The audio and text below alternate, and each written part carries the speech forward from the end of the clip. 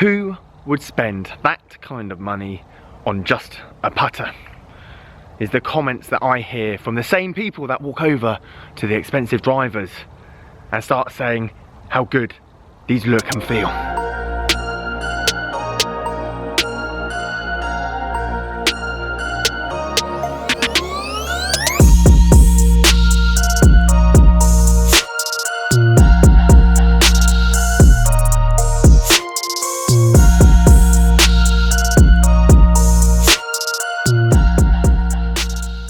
Guys, how you doing? It's Simon down here at Burford Golf Club, and today we're going to be talking about expensive putters. And now, if you're new to the channel, or if you know about the channel, you know that I'm a big advocate of not spending that much money and playing great equipment, getting the most out of your equipment. However, one of the biggest bugbears of mine is being in a shop when a man walks in and says, who would spend that kind of money on just a putter? No word of a lie, I was up at the range testing the Epic Flash the other night, and I'll show you the video of a roof mark. This thing's been on the shelf for less than a week and it's got a roof mark on the top of the driver. Why are you picking up a driver worth that much money if you can't even find the face, let alone the middle of it? As editing this back, I'm not going at people that can't hit a driver. Just priorities, guys. Let's forget about the expensive drivers. Let's work on the swing. Come on. Let's talk about it. Okay, Simon, so you saying that I need to go out and spend a lot of money on a putter? No. I've got some seniors that play golf around here that look like they've crafted their putter out of a chair leg from home 50 years ago. Yet they can lag a putt from a bunker in the trees 40 foot away and hold everything inside 6 foot. But they've got the experience, they've got the practice, and they played the same golf club and golf course and same greens for the last 50 years and are probably going to be playing golf for the next... What I'm trying to say is that they've put the hours, they've put the practice in. Now, I'm not saying go and buy an expensive putter if you've only been playing this game for a year, or you've only been practicing your putting religiously for 3 months, because it's the same. I wouldn't go and get a driver fitting if I haven't got my decent swing, or if I'm changing my swing, or if I'm working on a swing. Try and ingrain your putting stroke, get an idea, buy some second-hand putters, see what you like, see what you feel. However, you get fitted for the right putter. That is your putter for life. You don't play or change or mix up. It's the right length, it's the right lie, and it's purely down to you, your drills, your practicing for you to get better with one of these. And to elaborate on that point is that we have pretty much perfected this. You're not going to get marketing spill each year going, this is the fastest putter in the world. This is the most forgiving putter in the world. You've got pretty much 2 types of putters. You've got a toe balance putter like this one, or you've got a face balance putter like this one. Depending on how you're stroking the putts, where you hit it, how far you want to hit it, that is how you design the putter around you. You can find a good putter like this from 10 years ago and it'll still be just as good as the stuff that is out on the market today. The problem is finding that right putter that you feel confident, like the look of, even if it is a chair leg, and then that is the putter for you. So Simon, when should I go and buy a putter that is expensive?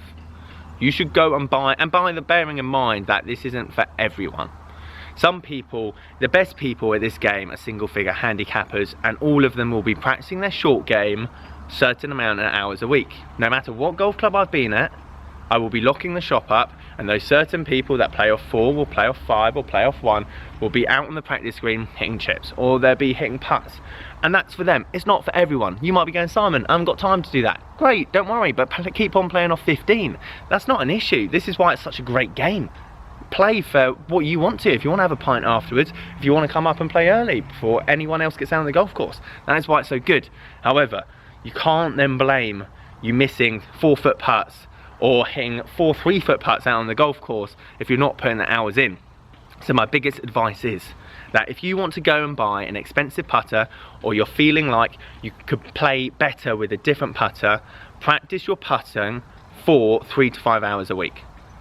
An hour in your bedroom just hitting a tee from 10 foot. Use a bit of mirror work. You don't even have to be at the golf course. Do it in your office when no one's watching. But practice your putting 3 to 5 hours a week for 2 months. You'll actually fall in love with the putter that you've actually got in your hands, because all of a sudden your confidence up, your stroke's better, you know where your bad shots are, you know where you're missing it, you know when you hit a good putt. When you're putting well, when it leaves the putter face, you know the ball's gone in the hole. That's when you know you're at the level that actually getting fitted for a putter could be beneficial. That being said, is that all of a sudden if you're putting well with the putter you got in the hand, then don't swap it, keep it. That's golden. So Simon, I've been practicing my putting for 2 months. Good work, I'm proud of you. Now I need to go and get a putter fitted. Now if your local shop's only got 3 putters on the shelf, it's probably not the best place to go and have a look at getting your putter fitted. Either go to demo days or go to a fitting centre. For example, we do Titleist, we've got different shafts, we've got different lengths. If you don't like Titleist, go somewhere else. Find someone that does TaylorMade or does Ping. Ping's also very good in terms of fitting, especially with that app. It can work on like toe angle, arc, how consistent you hang out the middle. All these factors make a putter right for you, and sometimes it comes down to honestly feel, look, and making sure the length, and you're comfortable standing. And like if you're up and you're like this with a putter just to flatten it on the ground, it's probably not the right putter for you. So making sure putter's the right, so you're comfortable over the putts, especially if you're doing an hour of putting. You do an hour putting, your back's gonna hurt, so you better make sure that it's the right putter in terms of just situating yourself over the golf ball. Go to someone that knows what they're talking about. Don't just buy an expensive putter online. That is stupid. Go and try it. Go and test it. Just because it's expensive doesn't mean it's good. Make sure you find a putter that is right for you, whether it's 20 quid or 400. Simon, which putter should I go for? Should I go for TaylorMade? Should I go for Ping? Which is the best putter out there? Which is the best manufacturer? That is purely down to you. Find the right brand, find the right feel, and look, you're gonna get a honeymoon period with any club, any putter you buy, because you're gonna stand over and go, well, I've just spent 200 quid on this putter, therefore I'm now a god. And that confidence will help you make better putts. But all of a sudden, if you don't practice your putting, you're gonna miss some putts. All of a sudden, your confidence is gonna go down. All of a sudden, that putter is gonna be just as good to you as the one you had before. So, make sure you like the feel, make sure you like the sound when you're buying that putter, and it's the right length and lie. Don't worry about the brand or how much it is. Just make sure those factors are important, and then you're gonna have to practice. If you don't practice, don't buy an expensive putter. Keep your Dunlop Low-K. Conclusion.